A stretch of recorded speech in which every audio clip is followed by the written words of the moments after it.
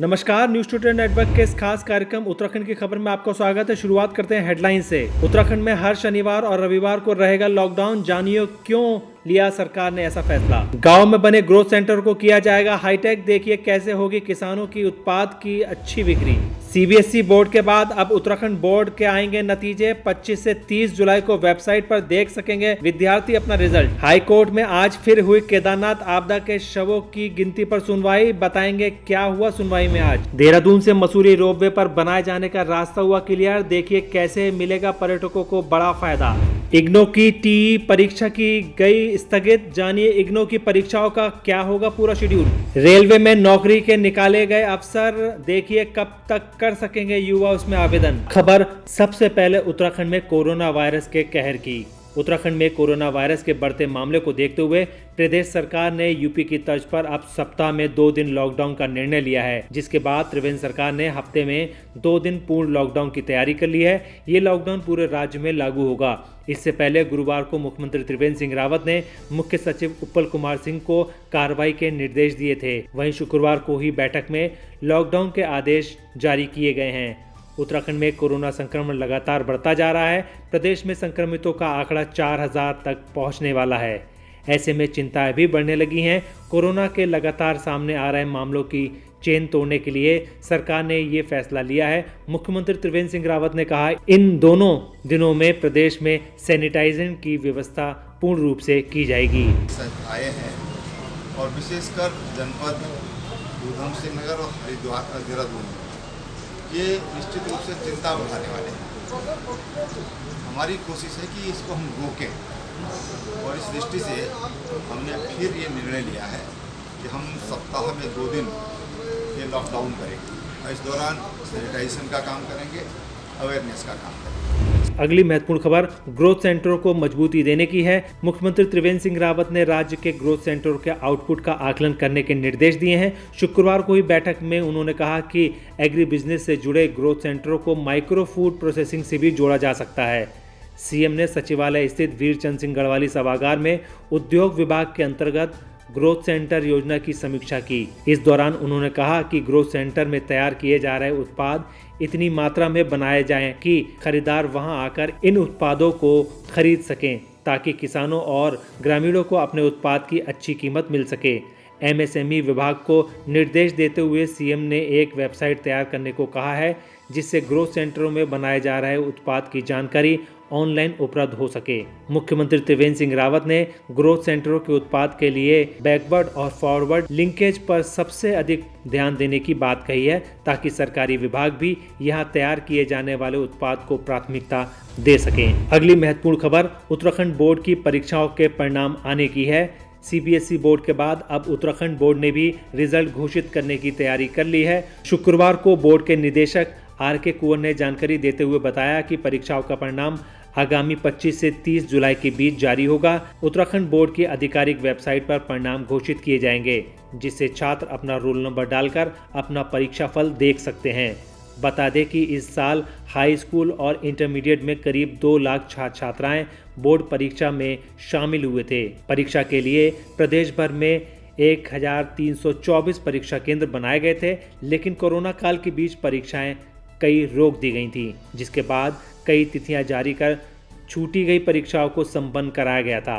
अब बोर्ड ने 25 से 30 जुलाई के बीच परिणाम जारी करने का ऐलान कर दिया है। अगली महत्वपूर्ण खबर केदारनाथ आपदा के मामले में हाईकोर्ट में ही सुनवाई की है। हाईकोर्ट ने शुक्रवार को 2013 में आई आपदा के मामले में सुनवाई करते हुए वाडिया इंस्टीट्यूट देहरादून से 2 सप्ताह में जवाब दाखिल करने को कहा था। कोर्ट ने जवाब में पूछा था कि केदारनाथ त्रासदी में लापता लोगों के शवों को खोजने के लिए कौन कौन से वैज्ञानिक तरीके इस्तेमाल किए जा सकते हैं। मामले की सुनवाई के लिए 2 सप्ताह बाद की तिथि नियत की गई है। सुनवाई में हाईकोर्ट में दिल्ली निवासी अजय गौतम की जनहित याचिका पर सुनवाई हुई। इस दौरान वाडिया इंस्टीट्यूट द्वारा रिपोर्ट पेश नहीं की गई।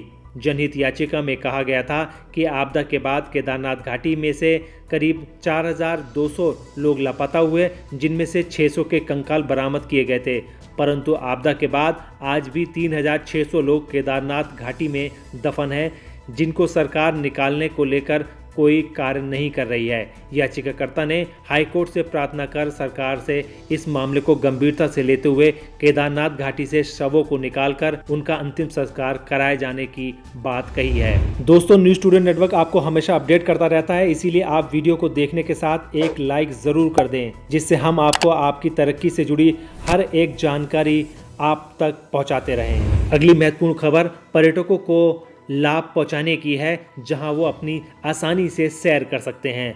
पहाड़ों की रानी मसूरी की अलग ही पहचान है। उत्तराखंड आने वाले यात्री एक बार मसूरी ज़रूर घूमना चाहते हैं। देहरादून से मसूरी तक की सर्पीली सड़कें और प्राकृतिक नज़ारे बरबसी पर्यटकों को मन मोह लेते हैं। पर्यटकों के सफ़र के रोमांच को और बढ़ाने के लिए देहरादून से मसूरी के बीच अब सरकार ने रोपवे बनाने का निर्णय लिया है। गणना की गई है कि इससे सफ़र मात्र 15 दिन में तय हो सकेगा। पर्यटकों को रास्ते के जाम से भी मुक्ति मिलेगी, जहां 2 जगह स्टॉपेज और पार्किंग सुविधा की भी योजना बनाई गई है। बता दें कि इस योजना पर सालों तक काम चलने के बाद फैसला आया। रोपवे प्रोजेक्ट को बीते वर्ष मंजूरी दे दी गई थी। तकरीबन 300 करोड़ रुपए वाली इस योजना में निर्माण एजेंसी तक तय कर दी गई थी। निर्माण कार्य शुरू होता तब तक पर्यावरण स्वीकृति व ITBP से अनुमति लेने के पेच योजना में फंस गए थे, जिसके बाद इस योजना का रास्ता अब साफ होता नजर आ रहा है, क्योंकि अब वहां पर काम तेजी से चल रहा है। अगली महत्वपूर्ण खबर इग्नू में एडमिशन और परीक्षाओं से संबंधित है। इंदिरा गांधी राष्ट्रीय मुक्त विश्वविद्यालय ने इग्नू TEE जून परीक्षा 2020 को स्थगित कर दिया है। टर्म एंड परीक्षा अब सितंबर के पहले सप्ताह में आयोजित की जाएगी। इग्नू TEE 2020 की परीक्षा में 7.5 लाख उम्मीदवारों ने उपस्थित होने की उम्मीद जताई थी। रिपोर्ट के अनुसार इस वर्ष ये परीक्षा UGC के निर्देश के अनुसार आयोजित की जाएगी। विश्वविद्यालय परीक्षाओं के वैकल्पिक और सरलीकरण तरीका अपना सकते हैं। परीक्षा के लिए MCQ और OMR आधारित प्रश्न पत्र, ओपन बुक परीक्षा, असाइनमेंट, प्रेजेंटेशन आधारित आकलन आदि का रास्ता अपना सकते हैं। इग्नू की आधिकारिक सूचना के अनुसार मास्टर डिग्री, स्नातक डिग्री प्रोग्राम और पोस्ट ग्रेजुएट डिप्लोमा व डिप्लोमा और सर्टिफिकेट प्रोग्राम के अंतिम वर्ष और अंतिम सेमेस्टर की परीक्षा स्थगित कर दी गई है।